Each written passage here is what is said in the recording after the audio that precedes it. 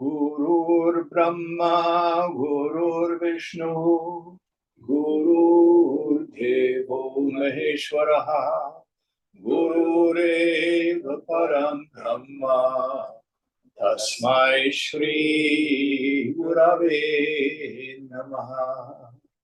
Chinmayam Vyapyat Sarvam Trailokyam Sacharacharam Tatpadam Darshitam Yena Tasmai Shri Gurave Namaha. Tvameva Mata Cha Pita Tvameva Tvameva Bandhu Cha Sakha Tvameva Tvameva Vidya Dravidam Tvameva Tvameva Sarvam Mama Deva Deva Tvameva Sarvam Mama Deva Deva. Jai Guru. Om Sahana Vavatu Sahana Bhunaktu Sahaviryam Karavavahai Tejasvinavadhitamastu ma vidvishavahai. Om Shanti Shanti Shanti.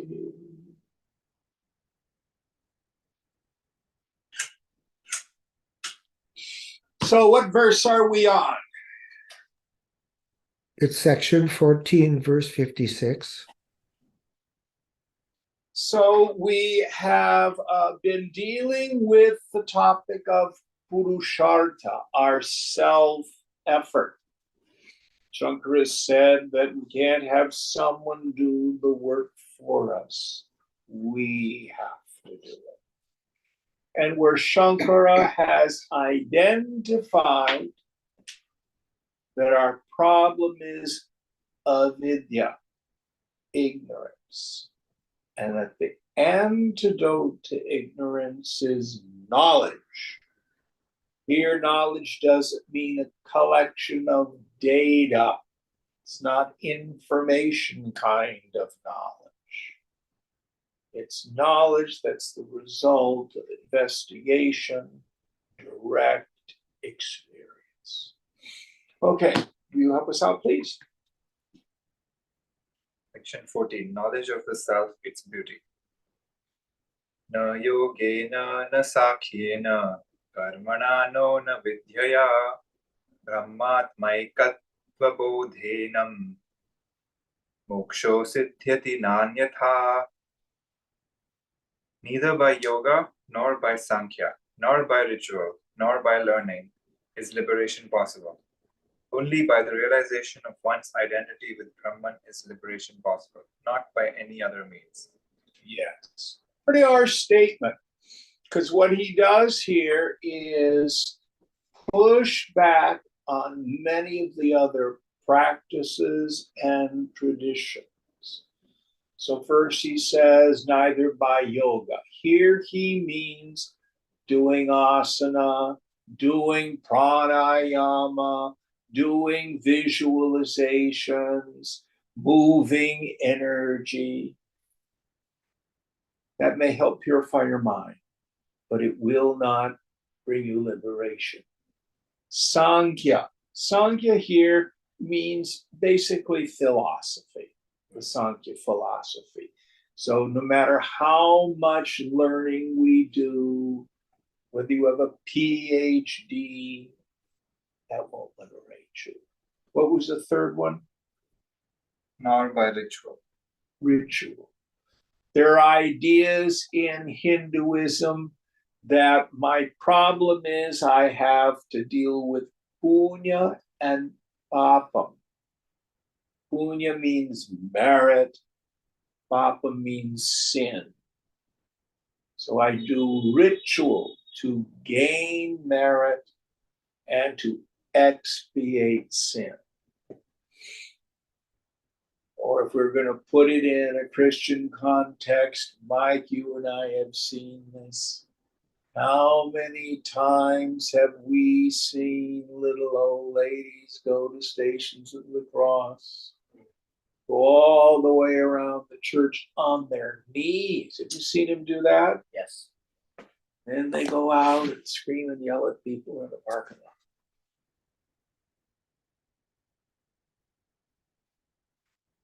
But rituals don't do it. Rituals won't do it. What comes after ritual?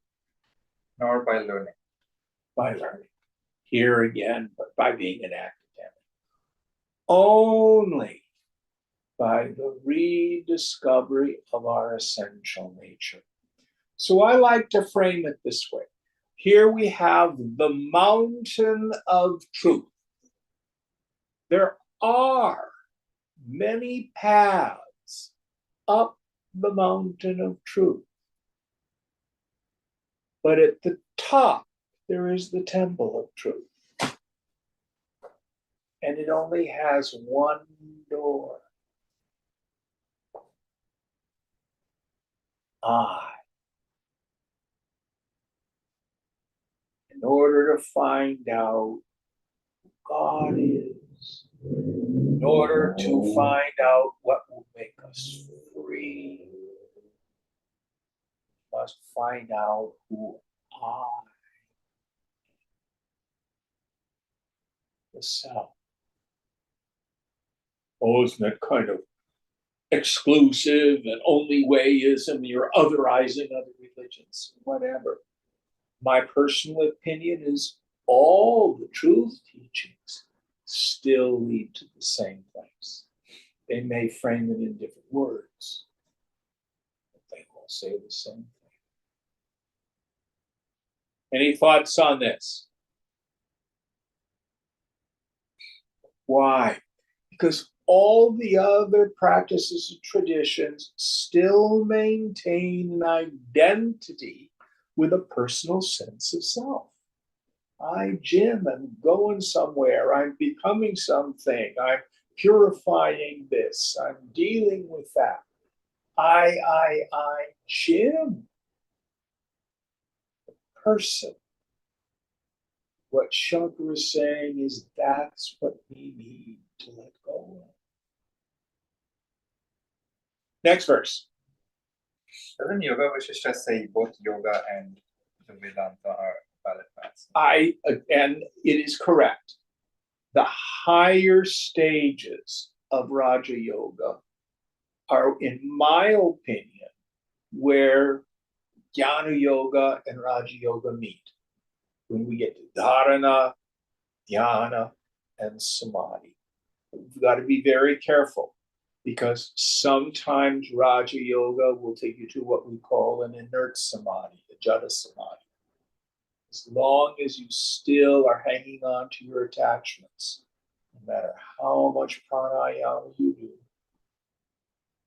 I'm still not letting go. Is that helpful? All right, next one.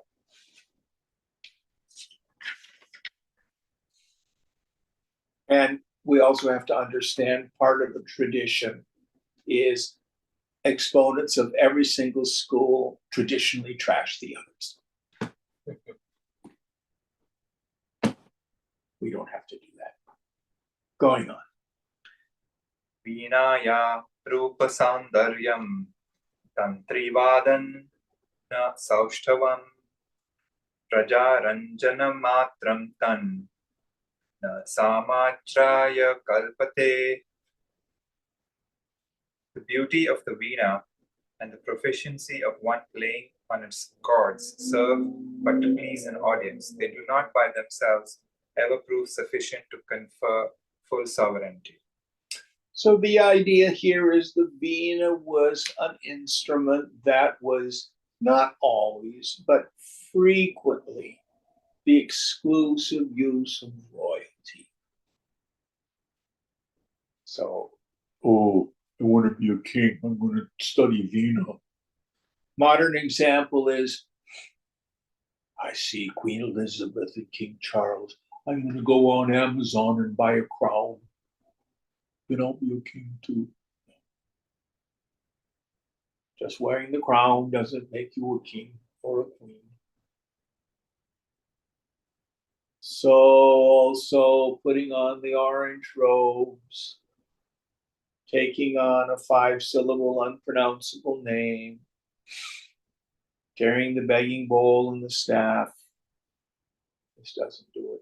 These are just the outer trappings. Going on.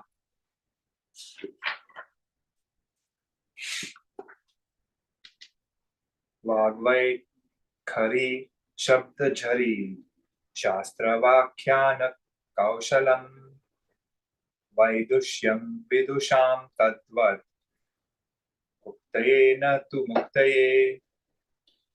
Loud speech in a stream of words, the efficiency in expounding or commenting upon the Shastras, erudition, these bring only a little joyous material satisfaction to the scholar, but they are insufficient to liberate him completely.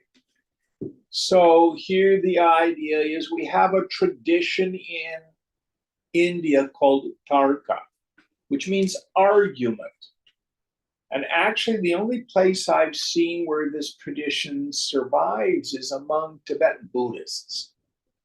You'll see them arguing back and forth points of philosophy, and they pace back and forth and they go like this, to make their points. But for example, Shankara, the idea is when he was going throughout India, the deal was if he could logically vanquish opponents of other schools, they had to come over to his viewpoint. So what he's talking about, that's one thing, to be able to argue for the scriptures in a loud voice. We have a modern example of this today called Facebook. I have a particular student who's a really good writer, and they have a solid intellectual understanding. So they post on Facebook. And you got to be careful because then you start to get into flame wars back and forth. And someone says, "Oh, will you be my guru? Because you write well on Facebook." This is at best a little material satisfaction. So that's not it. Who we are speaks much louder than anything we can say. My heroes, Ramana Maharshi, did the vast majority of his teaching in silence.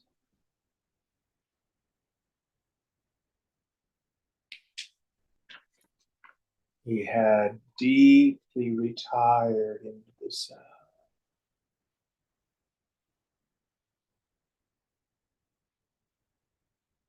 People would come, and because of their shraddha, their devotion, they would tune up to him.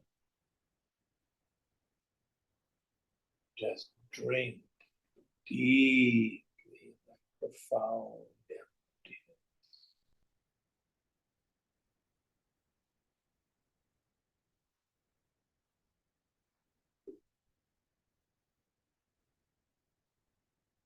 Next verse.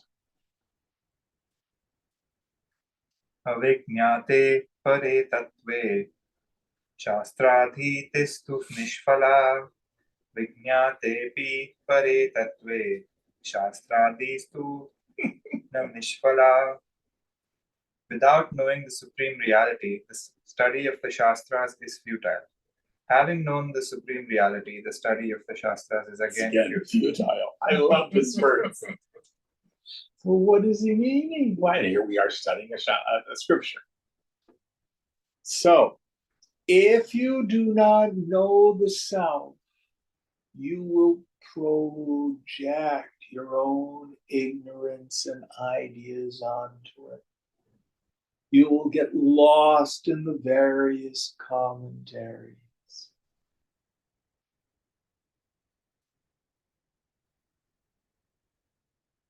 Only a woman or man of wisdom can see the import of Scripture. Now, if you are a woman or a man of realization, you've become an Upanishad. You don't need the Scriptures. Let me give you a mundane example. So if a Martian landed today and came up to you and said, I read a book and it says human beings have 3 heads. Is that true? What would you say? No. How do you know? Did you take an anatomy class? How do you know? No, I see myself, I see everybody else. Yeah, it's your direct experience. You need not read a book. So, what is the purpose of the scriptures? The scriptures serve as a setu, a bridge.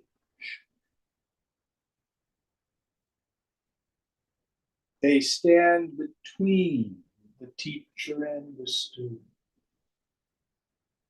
And there's a gestalt that happens. And as we break open the scriptures, then the experience of the teacher can get transmitted to the student.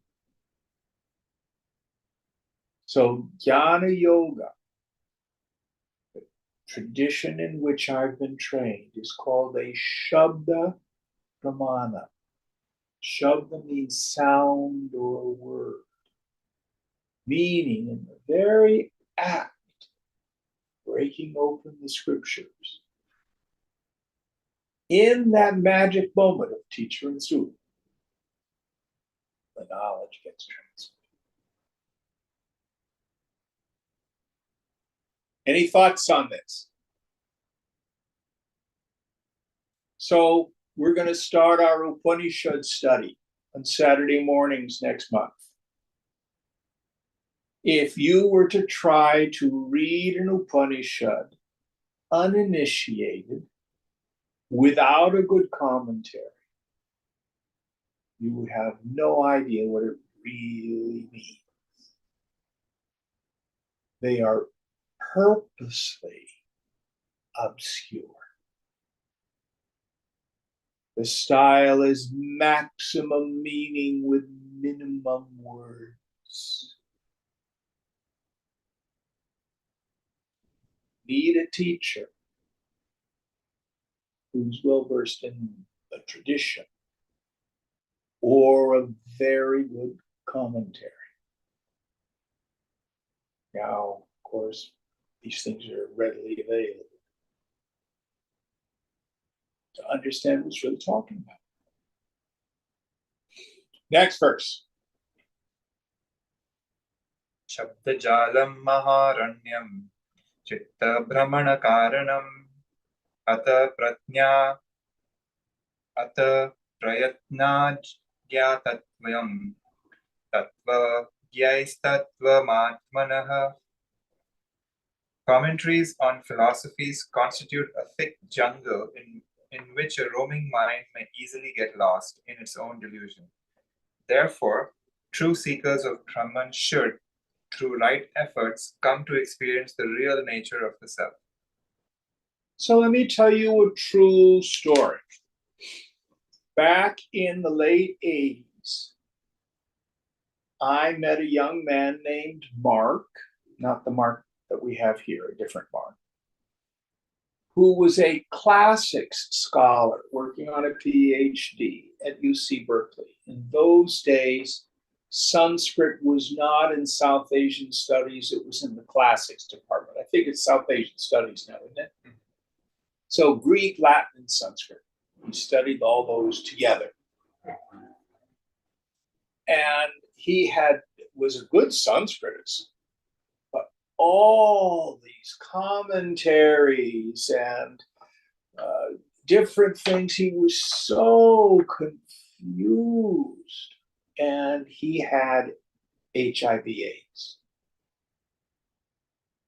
And he knew that it was likely that his time would come sooner rather than later. So he was my first Sanskrit tutor. So we did an exchange. He tutored me in Sanskrit, and we worked on Vivekachudamani to straighten out his understanding.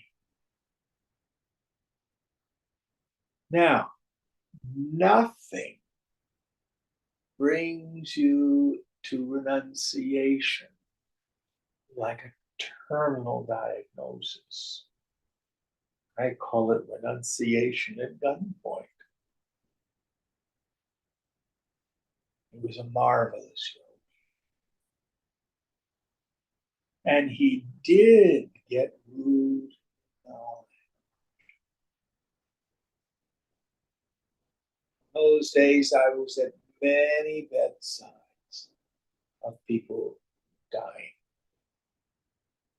One of the things just intuitively I started to pay attention to was what happened with their hands. Were they gripping at the end? Mark, no. So surrendered. As he made his transition. Beautiful, beautiful. And it was such a blessing. He was able to find the answer to these deep questions, which is why he was studying Sanskrit anyway. I got lots of stories. He's the one who gave me the Krishna there. That was a gift from Mark after he passed away.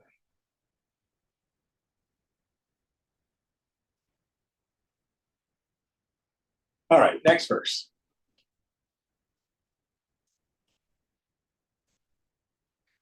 ज्ञान सर्पदष्टस्य ब्रह्मज्ञानौषधं विना किमु वेदैश्च शास्त्रैश्च किमु मन्त्रैः किमौषधैः. For him who has been stung by the cobra of ignorance, the only remedy is the knowledge of Brahman. Of what use are the Vedas and the scriptures, mantras and medicines to such a victim of poison? So again, the Vedanta, literally what it means, Veda Anta, the end of the Vedas. Now, a whole lot of other stuff in the Vedas. All the things that have to do with worldly existence is in the Vedas. So if you're just studying the Vedas, how do you know what's important and what's not important? How can you determine what's upasana, which means worship, and what's going to the heart of the subject? And even the Upanishads, you need a teacher to point out what's critical. Let me give you a very clear example. Who here has studied Katha Upanishad? I know you two have. Anybody in Zoom land done that? I think you have, Mark. Yes. Okay, That's very foundational. Much of the Bhagavad Gita actually comes from that. At the end of the Upanishad, there's a section that says, meditate on the self, a flame the size of your thumb in your heart. Do you guys remember that section? That's called upasana.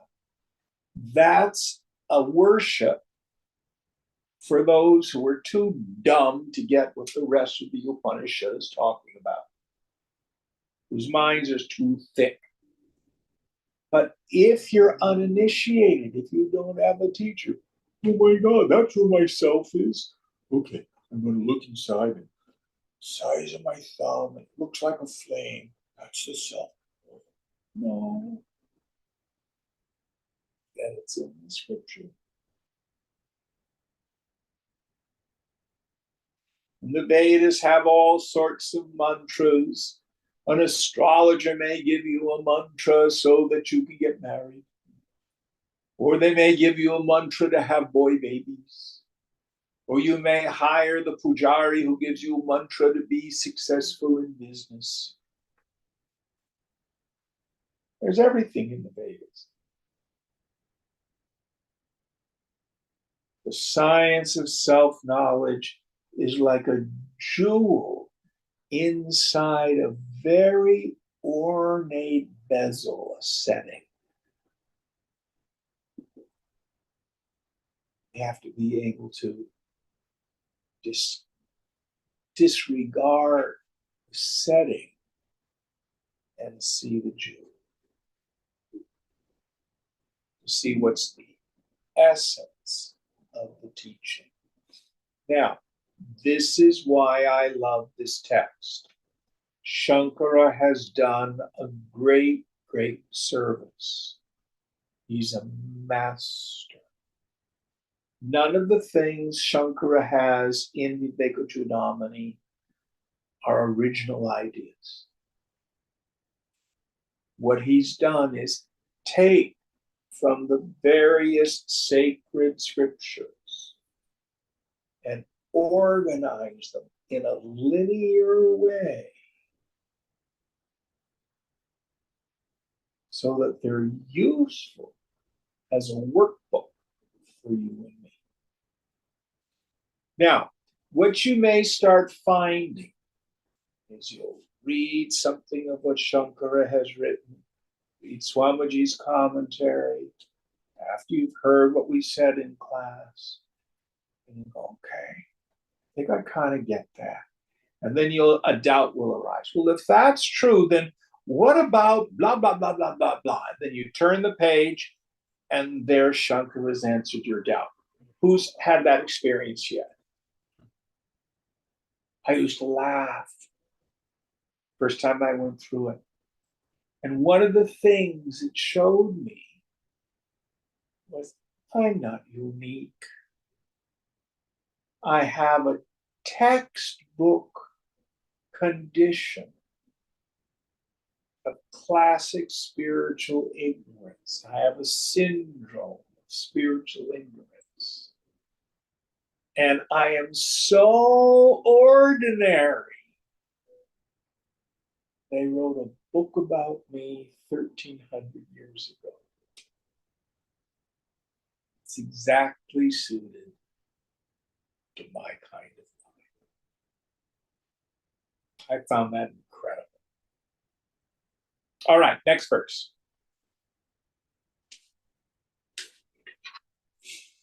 Section 15, Direct Experience Liberation. Na gacchati vinapanam vyadhiraushadhashabdatah vina parokshanubhavam brahma shabdaina muchyate. A disease is not cured by merely repeating the name of the medicine and without taking it, without direct realization, by a mere utterance of the word Brahman, none can be liberated. Yes. So the new COVID vaccines are out. I hear you have a bad reaction. So I'm sitting here at home and I'm chanting mRNA, mRNA, mRNA. Do you think that'll work?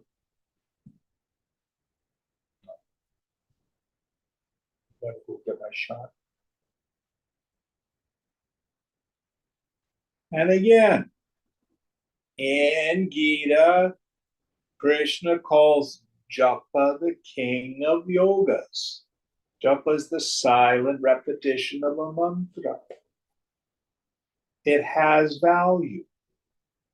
When we're meditating, it's a great place to park your attention so you don't get caught up in the theme of your thinking.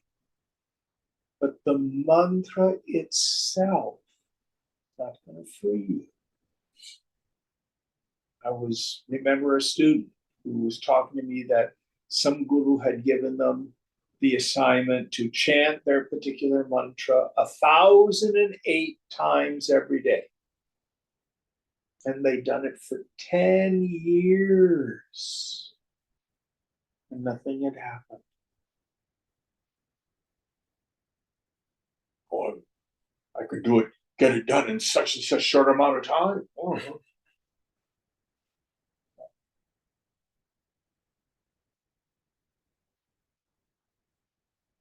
Now, do mantras have vibrational power? Yes. Swamiji had a mantra. He gave me a mantra. But it's a tool. And it, in and of itself, does not liberate us. Meditation, you will find that you will become more quiet than the mantra. Drop the mantra.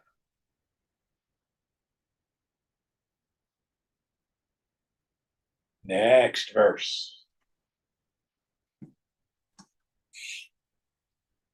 Akritva drishya vilayam jnatva tattvatma atmanah brahma shabdai kuto maktir ruktim atra phaler nrinam. Without achieving the disappearance of the entire pluralistic world and without realizing the real nature of the self, how can one achieve full liberation by a mere repetition of the word Brahman? Surely it will end only in a wasteful effort of speech. Yes. So here Shankara has given us a hint as to what it is we need to do. Two things. We have to achieve the disappearance of the entire phenomenal world and realize the nature of my real self. This first one's pretty easy. It goes away every time I go to sleep. That's not what he's talking about. It also doesn't mean that the yogi is in some state of insensibility.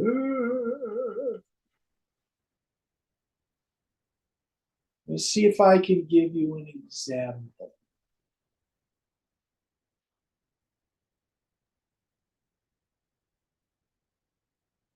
The classic one is mirage waters in the desert.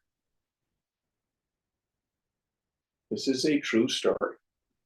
I used to have an RX-7, very hot sports car.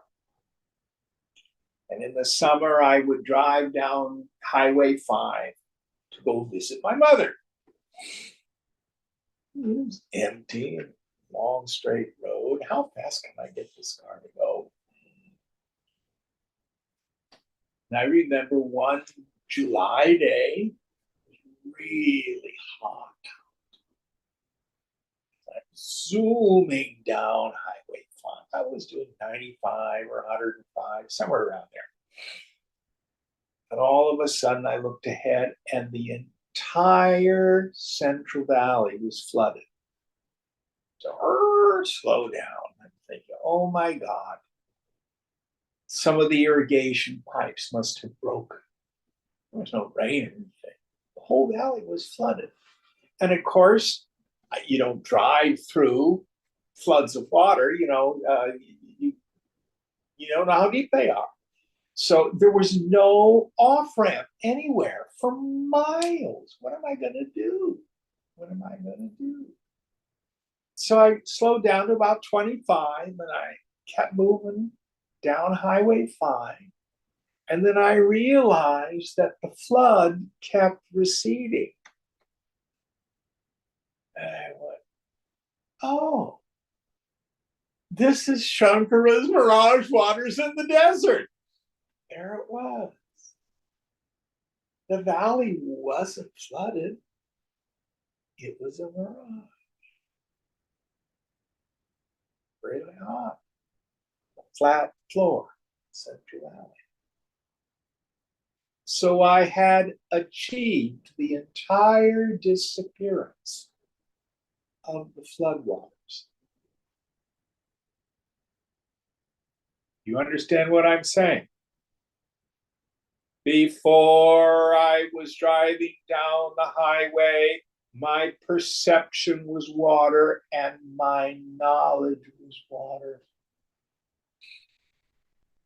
Once I apprehended what it really was, heat waves off the floor of the valley, it still looked like water, but I knew it wasn't water. It was a mirage. It was heat waves. So for the yogi,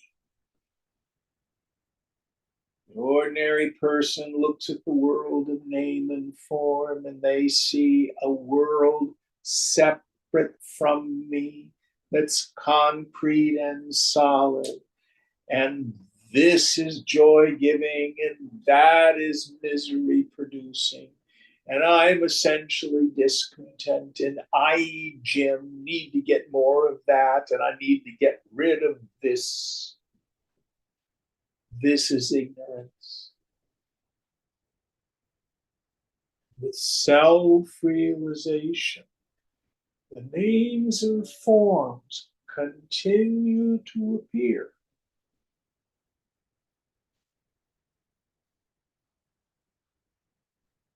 But I no longer believe them to be inherently joy-giving or misery-producing, and most importantly, separate from consciousness. And also, I've come to see that the individual sense of self, what we call jiva bhavana, attitude or feeling of being a person, comes about almost identically to the way the dream body and ego comes about. Something that's created by my mind. And when I'm in the dream, and I think the problem is I've got to do something to fix me while I'm in the dream, I'll never be free. When I wake up, gone.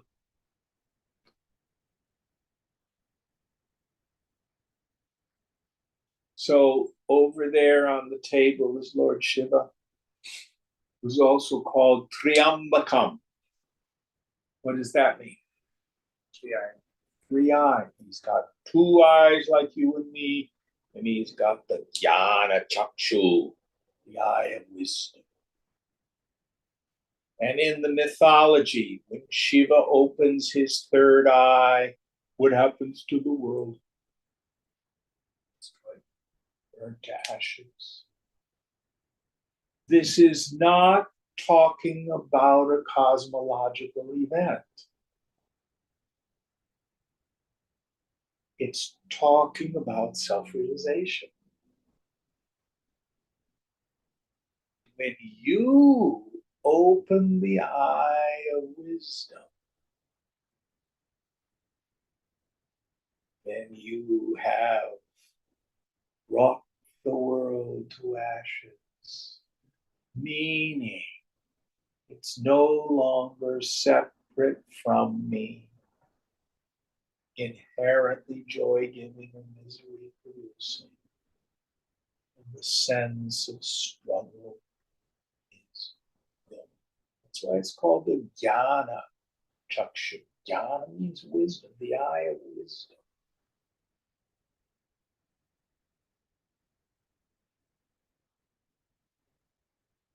So achieving the disappearance of the world, achieving the destruction of the mind, that's another term, manonasha, doesn't mean getting a frontal lobotomy.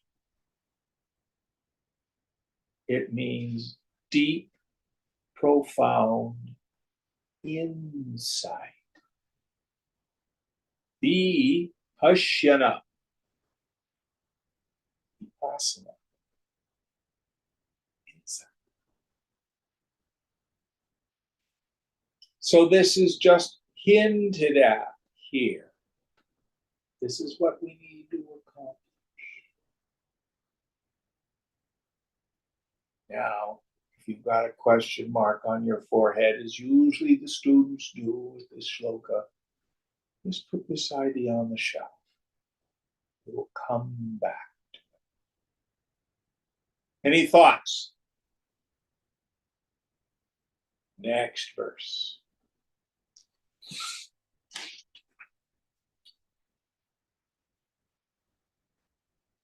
Aptokin khananam tathopari shiladhyo karshanam swikritim nikshepa samapekshi nahi bahi shabdaistu nirgachati. Oh, sorry, I think I skipped one. Agritva Shatrusanhara Gatva Khila Bhushriyam Raja Hamiti Shabdano Raja Bhavitumarhati. Without eliminating his enemies and without bringing the entire land of his kingdom under his sway, by merely repeating, I am the emperor, one cannot become an emperor. Same idea. We have to do the work. Now, usually at this point, someone asks, well, what about God's grace? Does it figure into this? Yes.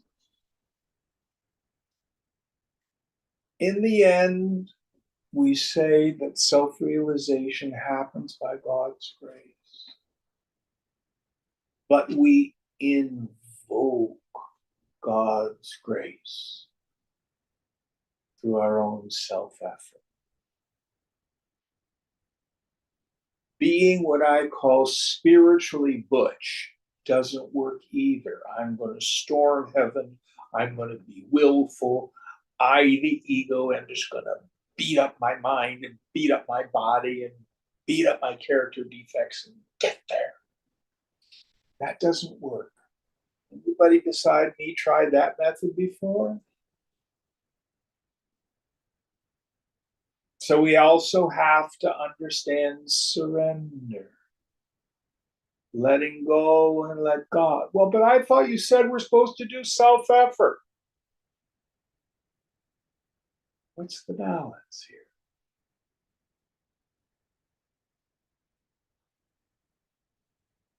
See if I can give you some ideas that help resolve the paradoxes. One of my favorites. Enlightenment happens by accident. Zen makes you accident prone. Very famous Zen proverb. Here's Zen meaning practice. Another one comes from one of my favorite Christian saints, St. Augustine, who says, pray like it all depends on God. Work like it all depends on you.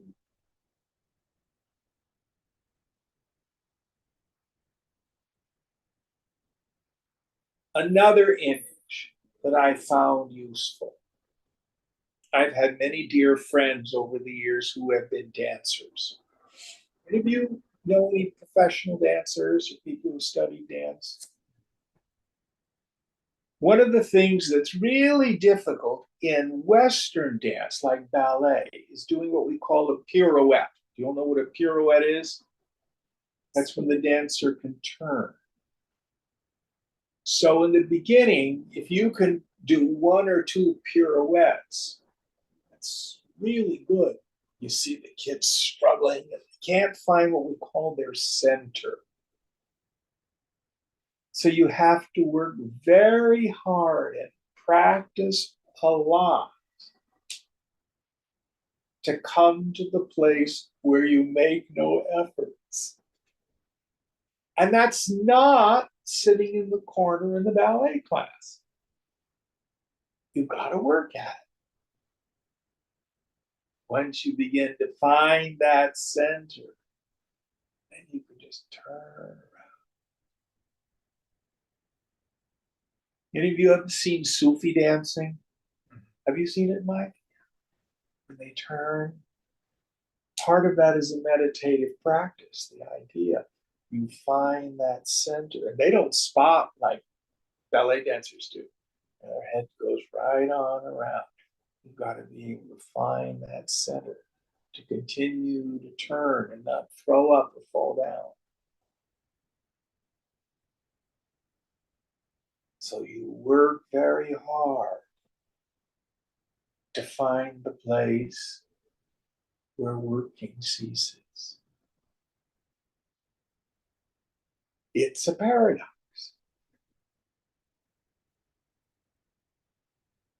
But we read these scriptures, we hear discourses, stop all the strivings, let go, surrender, abandon all ego, prompted desire.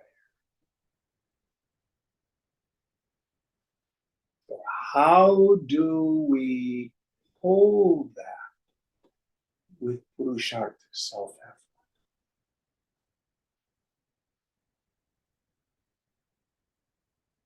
The issue is, for most of us, we are at the effect of the indulgent tendencies of mind. I call it the inner 2-year-old. I don't want to go to bed. I want ice cream. You have that voice inside you? Surrendering to the tyranny of that is not freedom.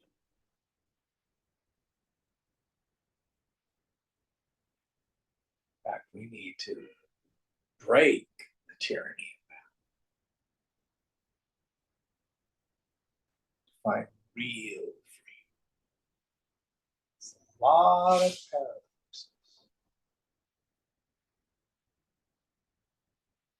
So here again, Shankara says, the proper use of the will is to align our will with the Dharma, the teaching itself, the tradition, the practice. Use your will all you want to do that. And that includes Ishvara Pranidhana, trustful surrender to God. That too can be an effort.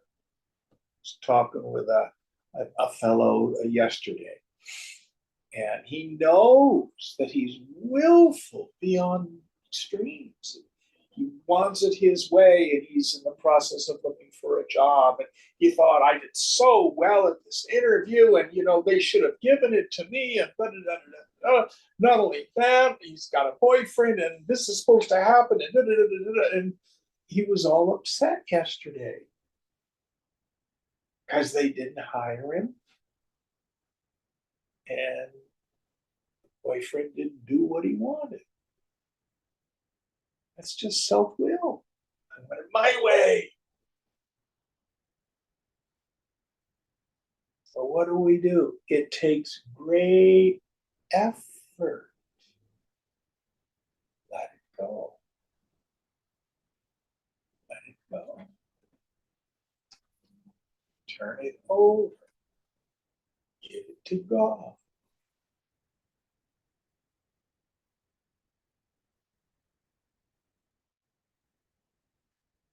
Any thoughts on this?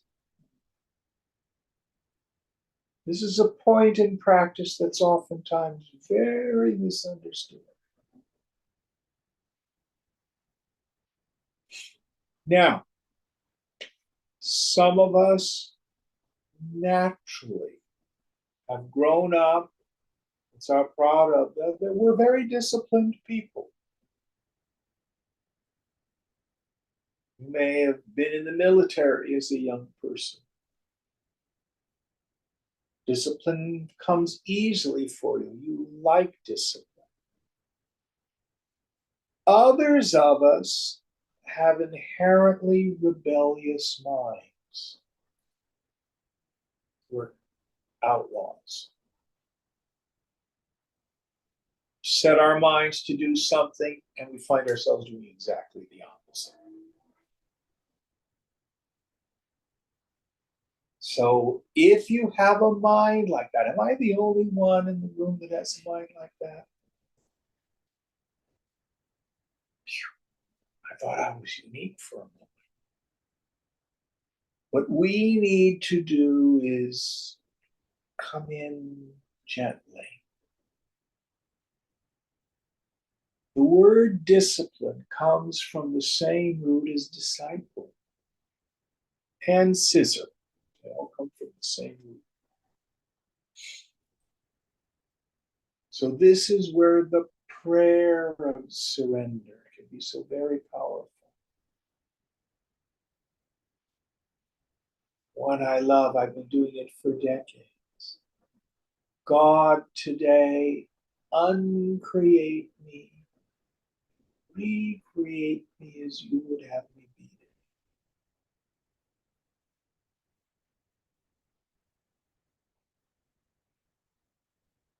I don't care. I've given it all up. I am your instrument today. Got to do it only one day at a time. That's the way of surrender. For some of us, that works better than saying, I'm going to do this amount of exercise and meditate for these amount of hours today, and make myself do da. I find that's a lot harder for people like me.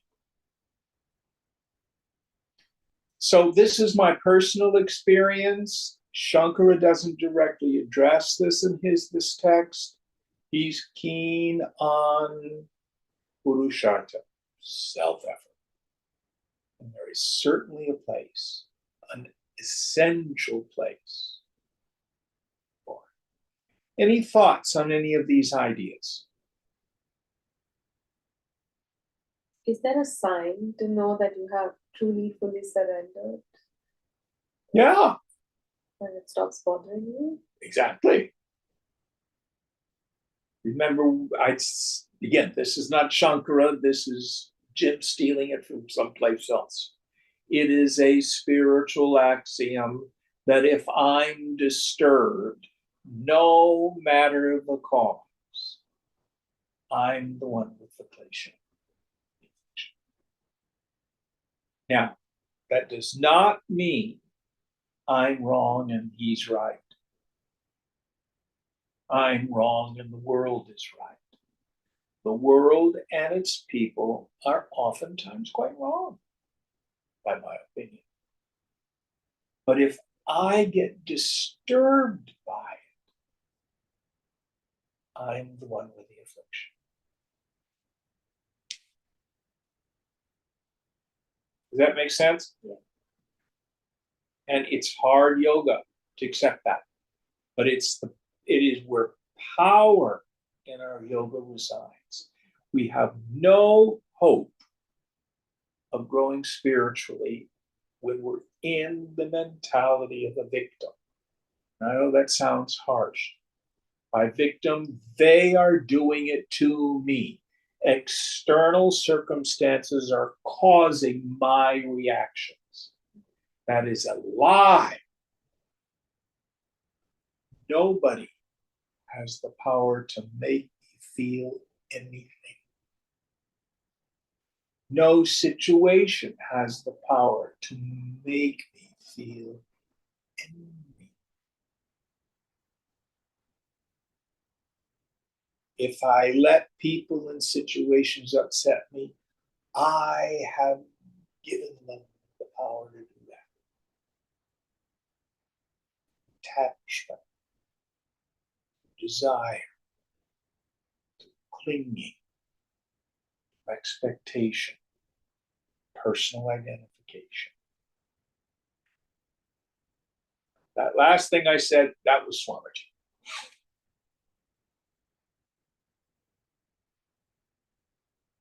And this is hard.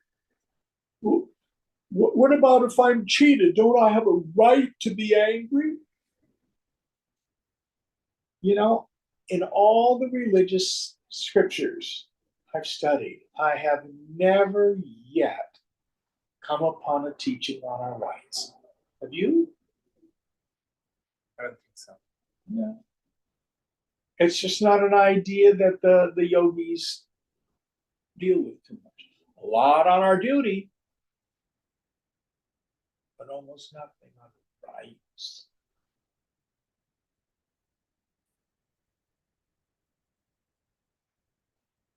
Yeah, you do whatever you want, get angry as you want. But if you want to be free,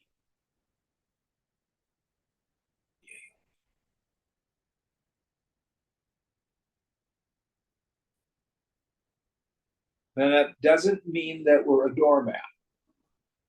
I was talking with a friend yesterday, and he asked for my advice, and he had had an interaction with a coworker who told him that two engineers had quit the company because of him. He didn't really believe her, but it upset him a lot. And he wanted to talk it through and said, well, actually, these people, da, da, da, da, da, and then she got all upset and hung up on him. And he said, you don't get to do that. If we're going to converse and have a meeting, you don't get to hang up on me. It's rude. To me, that's a healthy boundary. Now, he did get angry, but if communication could have been delivered without getting angry. It doesn't mean we're a doormat. Is that helpful? Yeah.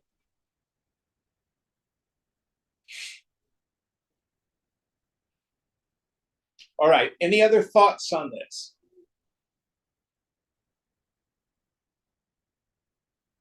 All right. Next verse.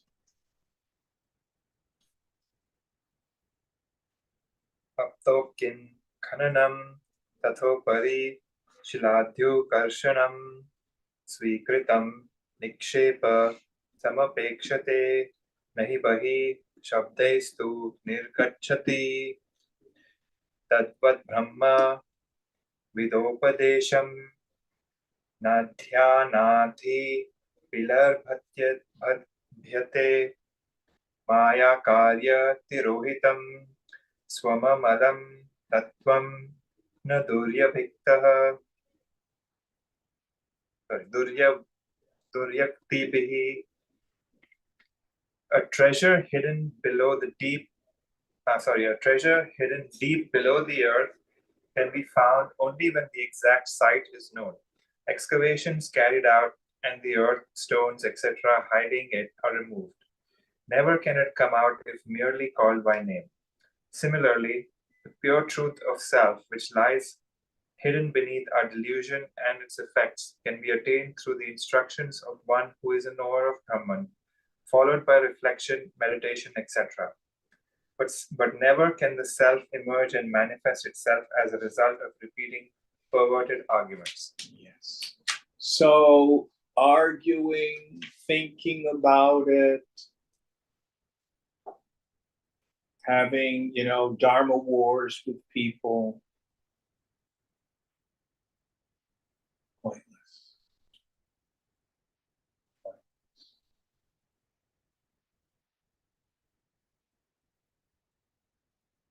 And his metaphor of an excavation is such a good one. Because right now, because of the thickness of egoism, the small self, its various manifestations, it's obscure. Even though it's the most constant, present, eternal part of me, I don't seem to know it. Instead, I think I'm a limited person. I have this jiva bhava, this feeling I'm a person, an individual.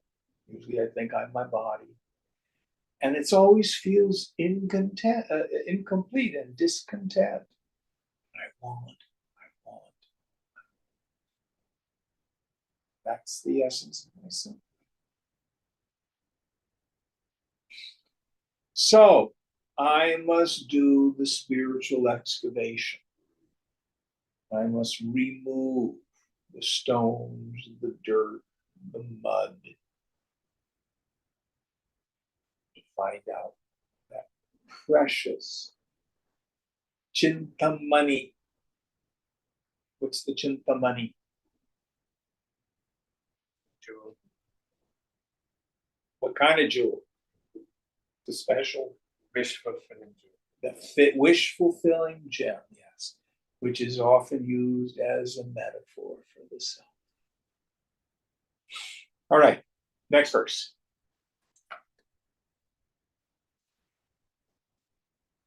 Tasmat sarva prayatnena avabandha vimuktaye swaireva yatna kartavyo progadaviva panditaihi. Therefore, an intelligent seeker should, as in the case of illness, etc., strive hard by all the means at his disposal to be free from the bondage of births and deaths. So he sums up this whole thing. If you want real freedom, strive hard. Strive hard for liberation. Sublimate all these cheap thrills into the desire for liberation. Jim, I just don't want it that badly. You know, I like my life. I like good food. I like a glass of wine. I like going out dancing. I like getting laid. I want to have success in my profession. I want more money. Don't worry. Welcome to the human condition. By sadhu sangha, association with the wise, continued scripture study, and insight. Pay attention to what's going on. Why am I suffering? And I tell you, I'm suffering because I'm just not getting what I want. Or I've lost what I like. Then we develop the subhaj, the auspicious desire. I want something that's eternal. I want something that's more permanent. And this auspicious desire, this mumuksha, it can develop.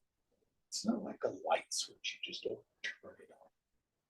So don't walk away from the practice because you're honest enough to admit I still have a lot of desires for the world and I'm getting a lot of satisfaction from them. All right, one more. Is that the end of the section? Yeah, new section. All right, let's stop then and we'll start the new section next week. Any questions or thoughts? We've got 2-3 minutes. All right, we'll end here tonight. Om Purnamada Purnamidam Purnat Purnamudachyate Purnasya Purnamadaya Purnameva Vashishyate. Om Shanti Shanti Shanti. Hari Om Sri Guru Pyo Namaha. Hari Om.